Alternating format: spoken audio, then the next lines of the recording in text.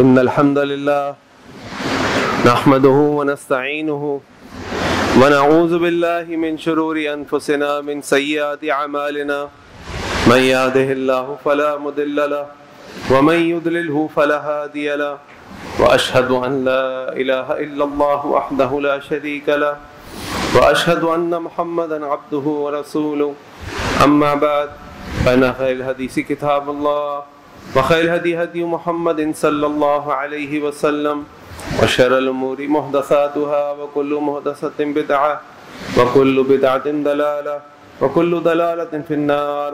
وقال الله تعالى: يا أيها الذين آمنوا اتقوا الله حق تقاته ولا تموتن إلا وأنتم مسلمون.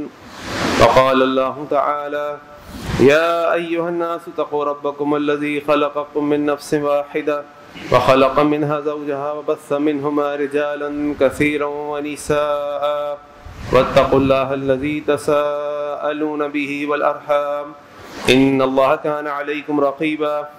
وقال الله تعالى: يا أيها الذين آمنوا اتقوا الله وقولوا قولا سديدا يصلح لكم أعمالكم ويغفر لكم ذنوبكم ومن يطع الله ورسوله فقد فاز فوزا عظيما. اللهم صل على محمد وعلى آل محمد كما صليت على إبراهيم وعلى آل إبراهيم إنك حميد مجيد. اللهم بارك على محمد وعلى آل محمد كما باركت على إبراهيم وعلى آل إبراهيم إنك حميد مجيد. وقال النبي صلى الله عليه وسلم: تركت فيكم أمرين لن تضلوا ما تمسكتم بهما كتاب الله وسنتي رب اشرح لي صدري ويسر لي أمري واحلل عقدة من لساني يفقهوا قولي سبحانك لا علم لنا إلا ما علمتنا إنك أنت العليم الحكيم. اللهم أرنا الحق حقا وارزقنا اتباعه وأرنا الباطل باطلا وارزقنا اجتنابه آمين يا رب العالمين. ابن قدامہ رحمہ اللہ کی ایک مشہور کتاب ہے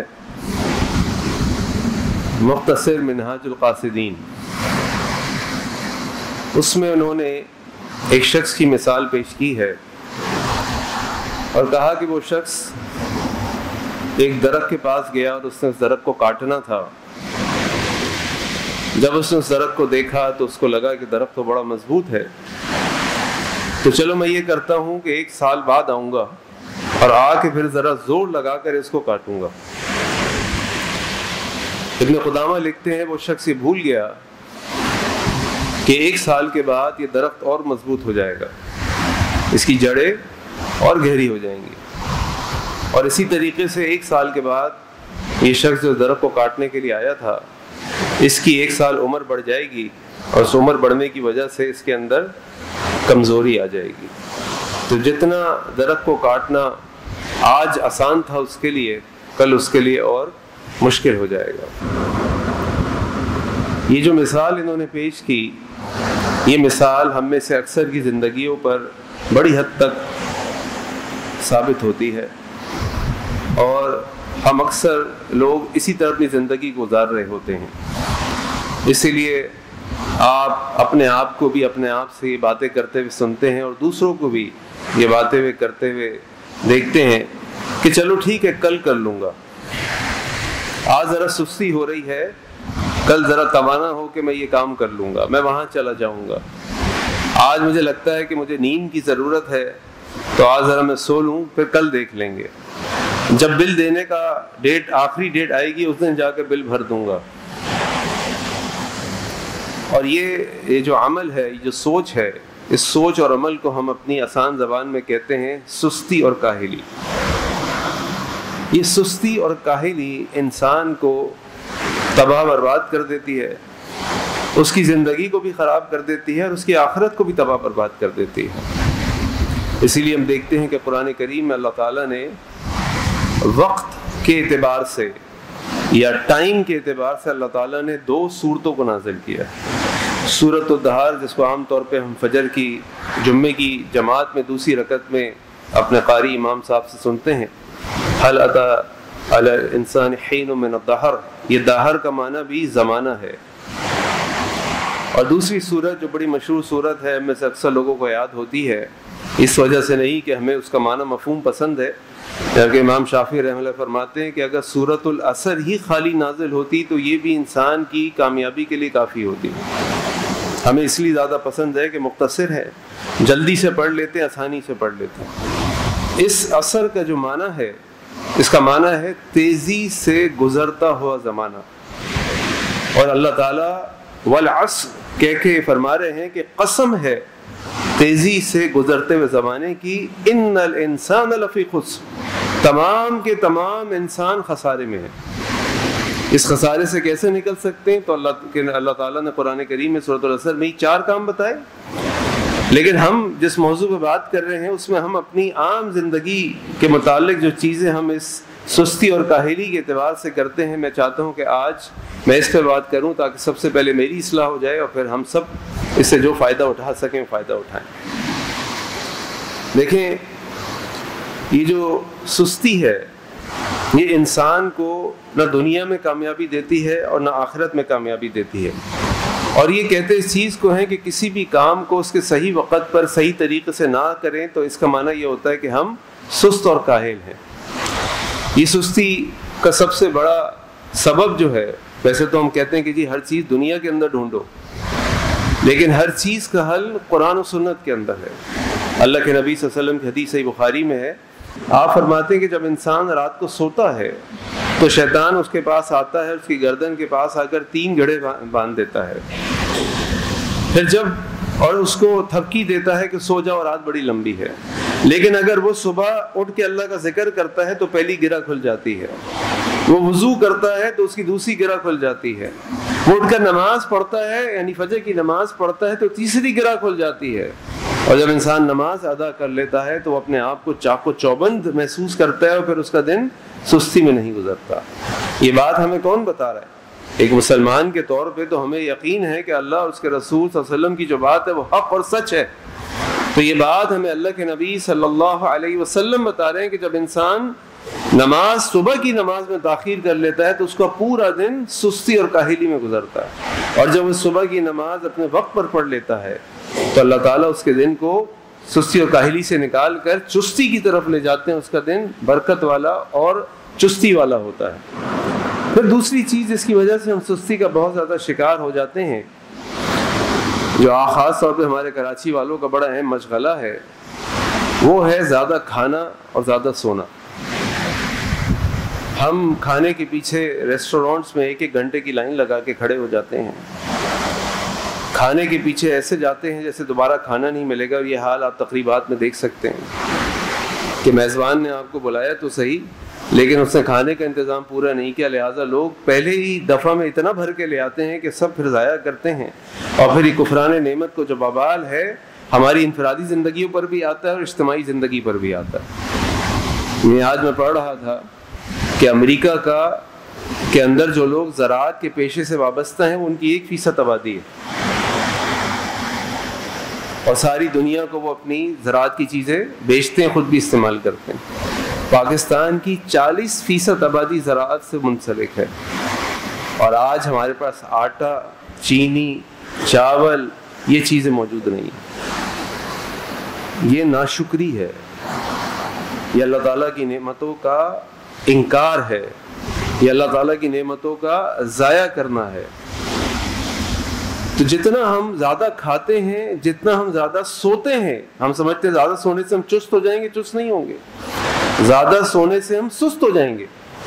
اس لیے اللہ کے نبی صلی اللہ علیہ وسلم کی حدیث بھی آپ نے فرمایا التصاؤب من الشیطان، یہ جو تمہیں اباسیاں آتی ہیں، جمائیاں آتی ہیں، یہ شیطان کی طرف سے ہیں. وَإِذَا تَصَابَ أَحَدُكُمْ، جب تم میں سے کسی کو جمائی آئے، اس نے جمائی لینا ہو، فَلْيَجْزِمْ مَا اسْتَطَاعَ، اس کو چاہیے کہ جتنا اس کو وہ روک سکتا ہے روک لے، جتنا روک سکتا ہے، یعنی جمائی کو دبانے کی کوشش کرے، کیونکہ یہ شیطان کی طرف سے ہے. اور ہم سب جانتے ہیں اللہ کے نبی صلی اللہ علیہ وسلم کی مشہور حدیث، جب آپ نے فرمایا ان الشیطان یجری من بنی آدم کمثل الدم، کہ شیطان انسان کے جسم کے اندر خون کی طرح دوڑتا ہے. ابن تیمیہ رحمہ اللہ فرماتے ہیں کہ شیطان کے اس راستے کو، اس دوڑنے کو روکنے کی کوشش کرو. اور تم اس کو کیسے روکو گے؟ جب تم کم کھاؤ گے اور کم پیو گے. جتنا تم کھاؤ گے اور پیو گے اتنا تمہارے جسم میں یہ چربی خون یہ چیزیں بڑھتی چلی جائیں گی، اور پھر شیطان کو بھاگنے دوڑنے کا تمہارے اندر سرایت کرنے کا اتنا ہی زیادہ موقع ملے گا۔ اس لیے آپ دیکھیے اللہ کے نبی صلی اللہ علیہ وسلم کی حدیث، آپ نے فرمایا ایک انسان کے لیے اتنا ہی چند لقمے کافی ہیں جو اس کی کمر کو یقم نصلبہ، اس کی کمر کو سیدھا کر دیں۔ اور اگر آپ نے فرمایا اگر تمہارا بہت کھانے کو دل چاہتا ہے، بہت دل چاہ رہا ہے، تو تم یوں کرو کہ 1/3 کھانے کے لیے پیٹ میں جگہ رکھو، 1/3 پانی کے لیے پیٹ میں جگہ رکھو، اور 1/3 ہوا کے لیے پیٹ میں جگہ رکھو، تاکہ تم چست رہو۔ تمہاری کمر کو سیدھا کرنے کے لیے چند لقمے کافی ہیں، اور یہ اللہ کے نبی صلی اللہ علیہ وسلم فرما رہے ہیں جب تمہارا بہت دل چاہے، بہت دل چاہے۔ اس لیے ایک جگہ میں نے یہ کوٹ بھی پڑھا کہ وہ لوگ جن کے پاس پورے کپڑے نہیں ہوتے تھے یا پھٹے ہوئے کپڑے ہوتے تھے، جن کو پیٹ بھر کر کھانے کو نہیں ملتا تھا، جن کے گھر اتنے چھوٹے ہوتے تھے اللہ کے نبی صلی اللہ علیہ وسلم کا گھر کہ جب سجدہ کرنا ہوتا تو ہم عائشہ سے کہتے تھے پاؤں ہٹا لو، ان کے بارے میں یا ان کے سامنے اللہ تعالیٰ نے اس آیت کو نازل کیا ثم لتسألن یومئذ عن النعیم، تم سے ان نعمتوں کے بارے میں سوال کیا جائے گا۔ آج جتنا اللہ کا شکر ادا کریں کم ہے، جتنا اللہ کا شکر ادا کرے کم۔ آج ہمارے گھر ہیں الحمدللہ، سکون سے سوتے ہیں اللہ کا شکر ہے، پیٹ بھر کے کھاتے ہیں، ایک کے بعد ایک کپڑے خرید لیتے ہیں، الماریاں بھر جاتی ہیں، جگہ نہیں بچتی کپڑے رکھنے کی، ہر سیزن کے کپڑے ہمارے پاس ہوتے ہیں۔ اللہ اکبر، اللہ اکبر۔ تو اللہ کے نبی صلی اللہ علیہ وسلم اور دین ہمیں تعلیم دیتا ہے کہ کھانے اور پینے کو کم کرو، تمہاری صحت اچھی ہو جائے گی، تمہاری سستی ختم ہو جائے گی، تمہاری چستی بڑھ جائے گی۔ اس کے بعد ہمارا دین ہم سے کہتا ہے کہ یہ جو لمبی لمبی امیدیں تم لگاتے ہو نا، کل کر لوں گا، شادی کے بعد حج کر لوں گا، حج کے بعد داڑھی رکھ لوں گا، کالج یونیورسٹی کے بعد توبہ کر لوں گا، یہ سب باتیں چھوڑ دو، یہ شیطان کے کام ہے۔ شیطان سول لہم واملی لہم، شیطان تمہیں لمبی لمبی امیدیں دیتا ہے اور تم اس لمبی لمبی امیدوں کے اندر حسرتوں میں پڑے رہتے ہو، میں جب کر لوں گا، جب کر لوں گا، جب کر لوں گا، جبکہ تمہاری موت تمہارے سر پہ کھڑی ہے۔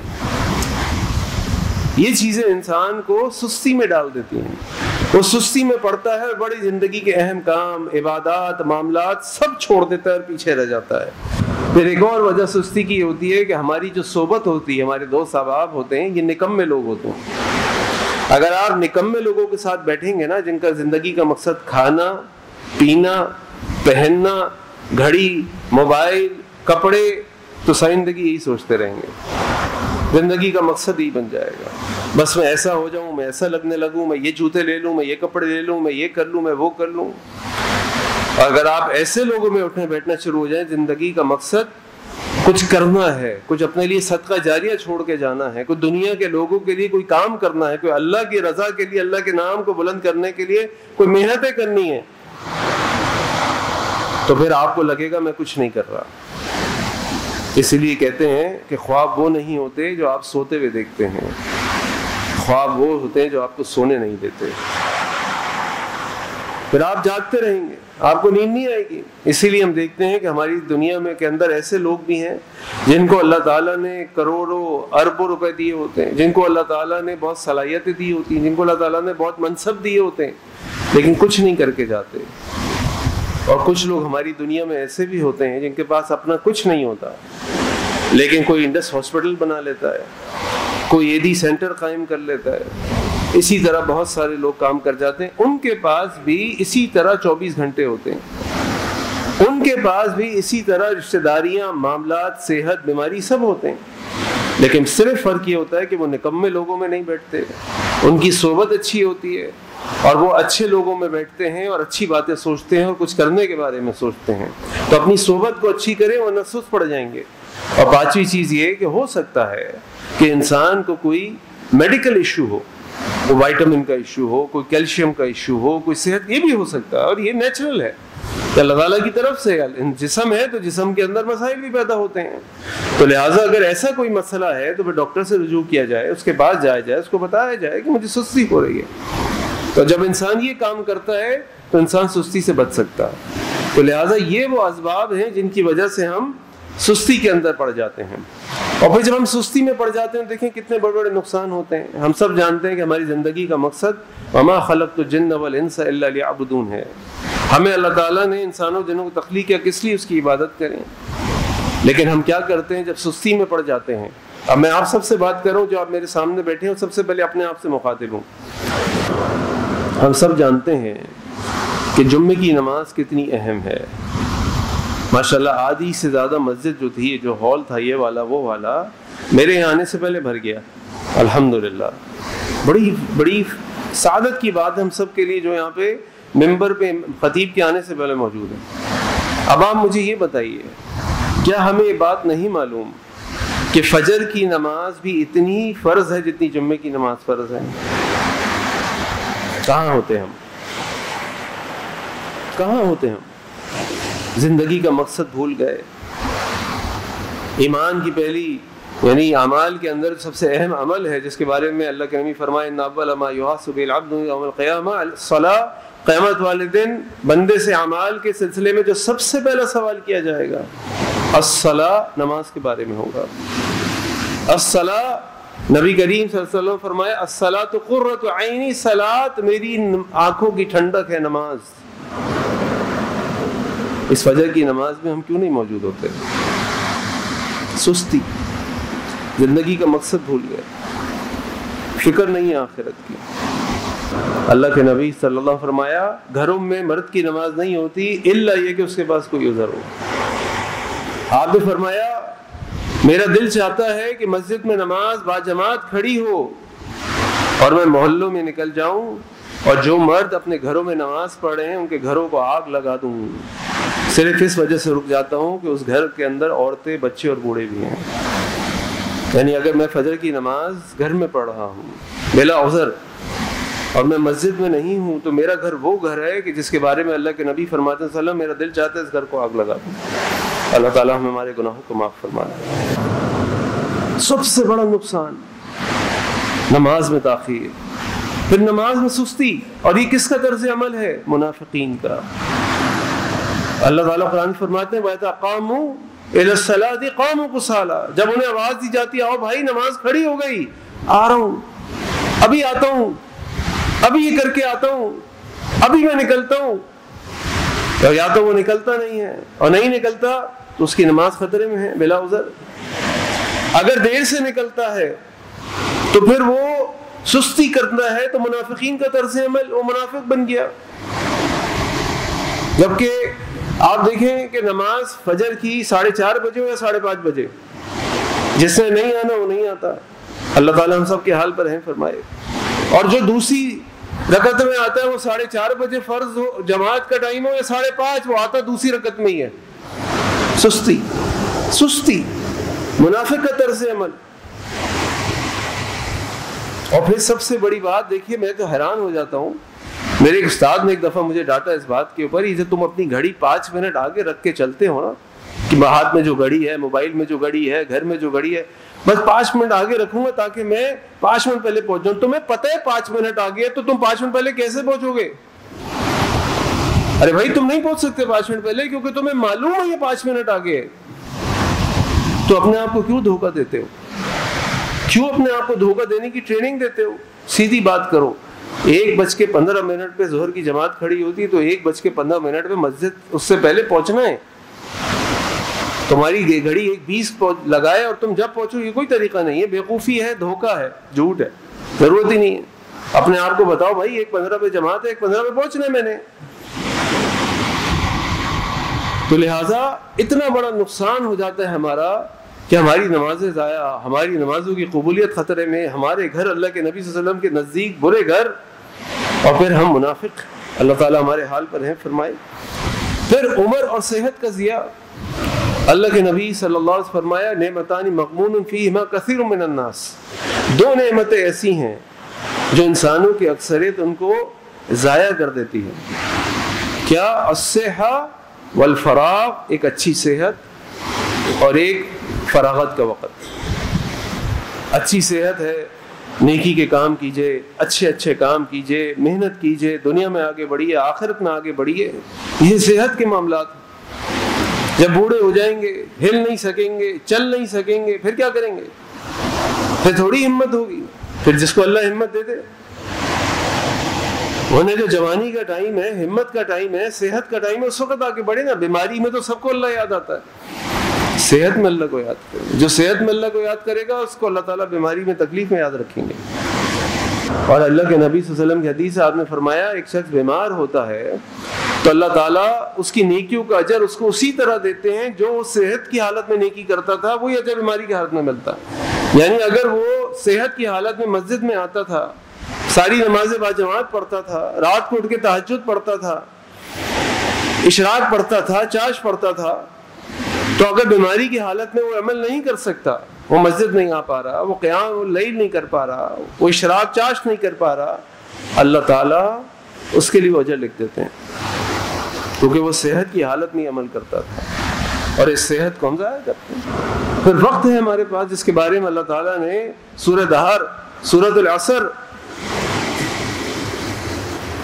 یہ نازل ہوئی، اس وقت کو ہم کیسے ضائع کرتے ہیں؟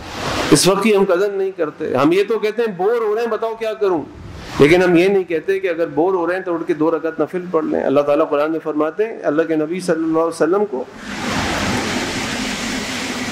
فَإِذَا فَرَغْتَ فَانْصَبْ وَإِلَىٰ رَبِّكَ فَارْغَب، جب تمہیں فراغت ہو جائے وَإِلَىٰ رَبِّكَ فَارْغَب، اپنے رب کی طرف رغبت کرتے ہوئے کھڑے ہو جاؤ۔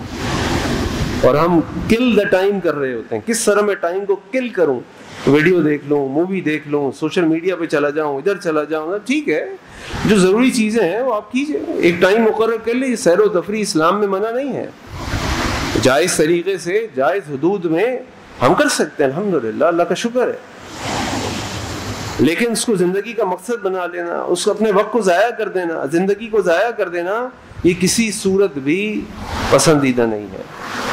اس لیے سلف صالحین میں سے کسی نے لکھا کہ ایک شخص بازار گیا، وہ کہنے لگے میں بازار گیا اور میں نے دیکھا کہ ایک بوڑھا شخص یا ایک شخص آوازیں لگا رہا ہے، لوگوں میری دولت پگھل رہی ہے، مجھ سے لے لو، لوگوں میری دولت ختم ہو رہی ہے، میرا سرمایہ ختم ہو رہا ہے، مجھ سے لے لو۔ اور وہ شخص بازار میں کیا کر رہا تھا؟ وہ بازار میں برف بیچ رہا تھا، اس کی برف پگھل رہی تھی، اور وہ لوگوں سے کہہ رہا تھا لوگوں میرا سرمایہ لے لو، یہ مجھ سے ختم ہو رہا ہے، لوگوں میری دولت مجھ سے لے لو، یہ ضائع ہو رہی ہے۔ اور انہوں نے کہا کہ اس سے مجھے وقت کی اہمیت کو، اپنی زندگی کی حقیقت کا سمجھ آیا۔ ہر گزرا ہوا دن گزر گیا، واپس نہیں آئے گا، چلا گیا۔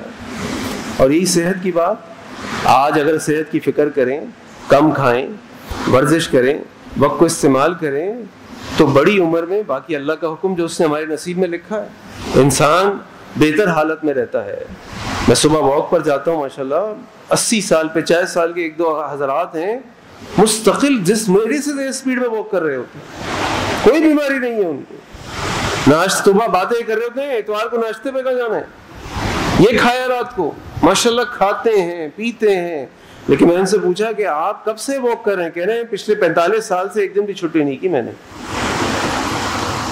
سفر میں ہوں، حضر میں ہوں، گھر پہ ہوں، کہیں واک ضرور کرتا ہوں۔ تو لہٰذا جب انسان اپنی صحت اور وقت کی قدر کرتا ہے تو اس کی سستی کاہلی دور ہو جاتی ہے۔ اب سوچیں آج 50-55 سال میں ہم بستر پہ ہیں، کولیسٹرول کی بیماری، شوگر کی بیماری، بی پی کی بیماری، یہ بیماری وہ بیماری، کچھ کر ہی نہیں سکتے، ہر وقت دوائیاں کھانی ہے، ٹینشن ہے۔ لیکن اپنی صحت کا خیال کر لیں، جوانی میں آخرت کی تیاری کر لیں، بڑھاپے کی تیاری کر لیں، 80 سال کی عمر میں بڑے بڑے کام کر لیتے ہیں۔ یہ جو دنیا میں آپ دیکھتے ہیں کامیاب لوگ دنیا کے اعتبار سے یا دین کے اعتبار سے، یہ وہ لوگ ہیں کہ جنہوں نے اپنی جوانیوں میں محنت کی تو آج فٹ ہیں، جبھی تو 80 90 95 سال کی عمر میں بھی اقتدار کے پیچھے لڑ رہے ہوتے ہیں، مر رہے ہوتے ہیں اور بھاگ رہے ہوتے ہیں۔ اقتدار آتا ہے صحتیں صحیح ہو جاتی ہیں، اقتدار ختم ہوتا ہے صحتیں خراب ہو جاتی ہیں، وہ تو خیر الگ ایک معاملہ ہے۔ اور پھر بہت بڑا نقصان یہ ہوتا ہے کہ انسان زندگی کے بڑے بڑی مواقع سے، فائدوں سے محروم ہو جاتا ہے۔ جناب سوتے رہ گئے، یہ کام نہیں کر سکے، جناب ہمت نہیں ہوئی، یہ اپرچونٹی مس ہو گئی، یہ کام نہیں کر سکے، کیوں؟ اٹھا ہی نہیں جاتا، ہلا ہی نہیں جاتا، اور یہ سارے معاملات۔ تو اللہ تعالیٰ ہم سب کو سستی و کاہلی سے بچائے، اور اللہ تعالیٰ ہم سب کی حفاظت فرمائے۔ وآخر دعوانا ان الحمد للہ رب العالمین۔ الحمد للہ رب العالمین والصلاة والسلام علی سید الانبیاء المرسلین، اما بعد۔ آج میں نے آپ کے سامنے جس موضوع پر بات کی وہ موضوع ہے سستی اور کاہلی۔ اس کے اسباب کیا ہیں، اس کے نقصانات کیا ہیں، اور اب میں آپ سے بات کرتا ہوں کہ اس سستی اور کاہلی سے ہم بچ کیسے سکتے ہیں۔ سب سے پہلی بات جو سستی اور کاہلی سے بچنے کے لیے وہ ہے کہ ہم سب سے پہلے نیت کریں کہ ہم نے زندگی میں کوئی ایسا کام کرنا ہے جو ہماری دنیا اور آخرت کے لیے فائدہ مند ہو جائے۔ ہمت کرنی ہے، نیت کرنی ہے کہ سستی چھوڑنی ہے، اس کے بغیر سستی نہیں چھوٹے گی۔ نمبر 2، اللہ تعالیٰ سے سچی دعا کرنی ہے، کیونکہ اللہ کی مدد کے بغیر، اللہ کی مرضی کے بغیر، اللہ کی رحمت کے بغیر ہم کچھ نہیں کر سکتے۔ اور یہی اللہ کے نبی صلی اللہ علیہ وسلم نے دعا بھی سکھائی، اللہم انی اعوذ بک من العجز والکسل۔ اے اللہ، میں آپ سے سستی سے بچنے کی، سستی سے پناہ مانگتا ہوں، تو اپنے آپ کو کسل، سستی سے بچائیں، سستی سے، عجزی، کمزوری سے بچائیں۔ تو اللہ تعالیٰ سے انسان کو یہ دعا بار بار کرنی چاہیے۔ تیسری چیز، اپنے کھانے اور سونے کا خیال رکھیں۔ جتنا سوئیں گے اتنی نیند اور آئے گی، جتنا کھائیں گے اتنی بھوک اور شوق اور بڑھ جائے گا۔ ہمیں اللہ تعالیٰ نے دنیا میں کھانے اور پینے کے لیے پیدا نہیں کیا، اسی لیے کہتے ہیں کہ کچھ لوگ اس لیے زندہ ہیں کہ انہوں نے کھانا ہے، اور کچھ لوگ کھانے پینے کے لیے زندہ ہیں، اور کچھ لوگ زندہ رہنے کے لیے کھاتے ہیں۔ تو ہمیں ان میں بننا ہے جو زندہ رہنے کے لیے کھاتے ہیں۔ ٹھیک ہے، انجوائے کریں، کھائیں پیئیں، شوق رکھیں، لیکن یہ زندگی کا مقصد نہیں ہے۔ اس کے پیچھے وقت ضائع کرنا، اس کے پیچھے صحت کو خراب کرنا، اس سے بچیں۔ اور جو اللہ کے نبی صلی اللہ علیہ وسلم کی ہدایات ہیں کہ بھوک سے کم کھاؤ، اپنے پیٹ کو کم سے کم بھرو، یہ سب سے بہتر اور فائدہ مند ہے۔ نمبر 3، اپنے آپ سے مجاہدہ کیجئے۔ ہم انگلش میں پڑھتے ہیں نا، نو پین نو گین۔ اگر کوئی پین نہیں ہوگا کوئی گین نہیں ہو، آگے نہیں بڑھ سکتے۔ نیند آ رہی ہے اڑ جائیں، تھکن ہو رہی ہے اڑ جائیں۔ دنیا کے کامیاب ترین لوگوں کو آپ دیکھ لیں، جس فیلڈ میں بھی ہوں، وہ صبح 3-4 بجے اڑ جاتے ہیں، کتابیں پڑھتے ہیں، ورزش کرتے ہیں، لوگوں سے ملتے ہیں، کام شروع کر دیتے ہیں۔ کیوں؟ ان کو معلوم ہے کچھ کرنا ہے تو محنت کرنی پڑے گی، ایسے بیٹھے بیٹھے کچھ نہیں ہوگا۔ یہ جتنے لوگ آپ دیکھتے ہیں نا، ہمیں بس باہر سے نظر آ رہے ہیں کہ اتنا بڑے کام کر لیے، ایسے نہیں ہوتے۔ بڑی قربانی ہے اس کے پیچھے، بڑی مجاہدیں ہیں اس کے پیچھے، بڑی ریاضتیں ہیں اس کے پیچھے، بڑی تکلیفیں ہیں اس کے پیچھے۔ ایسے نہیں ہوتا، یہ دن رات ایک کرنا پڑتا ہے، محنتیں کرنی پڑتی ہیں، دماغ پہ چٹکیاں بھرنی پڑتی ہیں، پھر جا کے اللہ تعالیٰ کی رحمت سے، اس کی مرضی سے بہت سارے کام اللہ تعالیٰ آسان کر دیتے ہیں، ورنہ نہیں ہوتا۔ اور نمبر 5، اپنے وقت کی قدر کیجیے، اپنے وقت کی قدر کیجیے۔ اللہ کے نبی صلی اللہ علیہ وسلم کی حدیث میں اپنی بات کو ختم کرتا ہوں۔ آپ نے فرمایا، قیامت والے دن ابن آدم کے قدم رب کے سامنے سے اس وقت تک نہیں ہٹ سکیں گے جب تک وہ 5 سوالوں کے جواب نہیں دیتے گا۔ ان میں سے پہلا سوال، عمر کہاں لگائی؟ یہ عمر جو اللہ تعالیٰ نے دی، یہ کہاں لگائی؟ دوسرا سوال، جوانی کہاں کھپائی؟ اب سب سوچیں کہ یہ دونوں سوال جو ہیں انسان کو حرکت پہ مجبور کر رہے ہیں۔ اللہ تعالیٰ اشارہ دے رہے ہیں، موٹیویٹ کر رہے ہیں، کچھ کرو، آگے بڑھو۔ تمہیں دنیا میں کھانے پینے کے لیے ایسے ہی پیدا نہیں کیا، باطل پیدا نہیں کیا، بے مقصد نہیں پیدا کیا، کسی مقصد کے لیے پیدا کیا ہے۔ اور نمبر 3، مال کہاں سے کمایا؟ نمبر 4، مال کہاں خرچ کیا؟ اور نمبر 5، جو کچھ علم حاصل کیا، جو کچھ پتہ چلا، جو کچھ سیکھا اور سنا، اس پر کتنا عمل کیا۔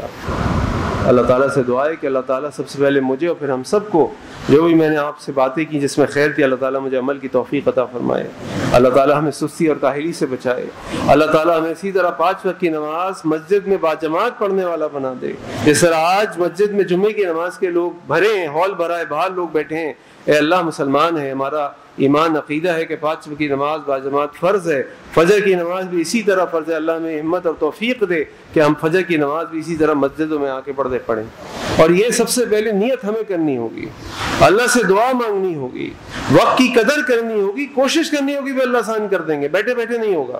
آپ رات کو 2 بجے سوئیں، رات کو دیر سے کھانا کھا کے سوئیں، نہیں اٹھ سکیں گے، نہیں اٹھ سکیں گے۔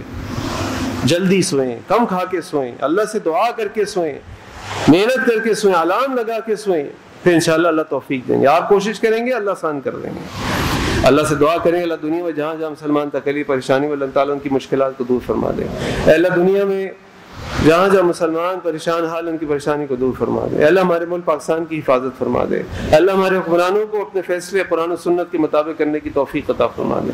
اللہ ان کو اپنے فیصلے اتحاد و اتفاق سے کرنے کی توفیق عطا فرما دے. اللہ ان کو فیصلے پاکستان کے مفاد اور امت مسلمہ کے مفاد کے مطابق کرنے کی توفیق عطا فرما دے. اللہ اس وقت ہمارا ملک ہر اعتبار سے وہ معاشی ہو، معاشرتی ہو، سیاسی ہو، اقتصادی ہو، مذہبی ہو، ہر طریقے سے اللہ ہم تباہی بربادی کا شکار ہوتے جا رہے ہیں. یا اللہ ہم پر اپنا رحم فرما دے. یا اللہ ہمارے گناہوں کو معاف فرما دے. اللہ ہماری خطاؤں کو درگزر فرما دے. اللہ ہمارے حال پر رحم فرما دے. اللہ ہمیں اور تباہی بربادی سے بچا لے. یا اللہ جو حالات مشکل ہوتے جا رہے ہیں اللہ تعالیٰ اس میں آسانی کا معاملہ فرما دے. اللہ ہمارے شہر کراچی کی حفاظت فرما دے. اللہ ہمارے جان و مال و عزت کی حفاظت فرما دے. اے اللہ جو لوگ پریشان ہیں، تنگ دست ہیں، اللہ سب کی پریشانی کو دور فرما دے. اللہ سب کی تنگ دستی کو دور فرما دے. اے اللہ ہمارے گھروں کے اندر، ہمارے مالوں کے اندر، ہمارے رشتوں کے اندر، ہمارے تمام امور کے اندر اللہ خیر و برکت عطا فرما دے. اللہ تمام بیماروں کو شفا کامل عاجل عطا فرما دے. اے اللہ جو گھروں میں، اسپتالوں میں ہیں، جسمانی، نفسانی، نفسیاتی، ہر طریقے جو بیمار، اللہ تمام بیماروں کو شفا کامل عاجل عطا فرما دے. اے اللہ جو بہنیں بیٹیاں رشتوں کے انتظام میں، اللہ ان کے لیے نیک صالح رشتے بھیج دے. اے اللہ جو بیعت چکے ہیں اللہ تعالیٰ ان کے گھروں کے اندر خوشیاں عطا فرما دے. اللہ محبت عطا فرما دے. اے اللہ ہم ایک دوسرے سے محبت کرنے والا بنا دے. اللہ عفو درگزر کرنے والا بنا دے. اللہ بڑوں کا احترام، چھوٹوں سے شفقت کرنے والا بنا دے. اللہ میں اچھے اخلاق عطا فرما دے. اللہ ہر قسم کے حسد، کینہ، بغض، تہمت، چغلی سے بچا لے. اللہ ہر قسم کے شرک، بدعت اور ریاکاری سے بچا لے. اے اللہ نبی کریم صلی اللہ علیہ وسلم کی محبت، ان کی سنتوں سے محبت اور ان کی سنتوں پر عمل کرنے والا بنا دے. ان اللہ یأمر بالعدل والإحسان وإیتاء ذی القربى وینہی عن الفحشاء والمنکر والبغی یعظکم لعلکم تذکرون. سبحان ربک رب العزة عما یصفون وسلام علی المرسلین والحمد للہ رب العالمین.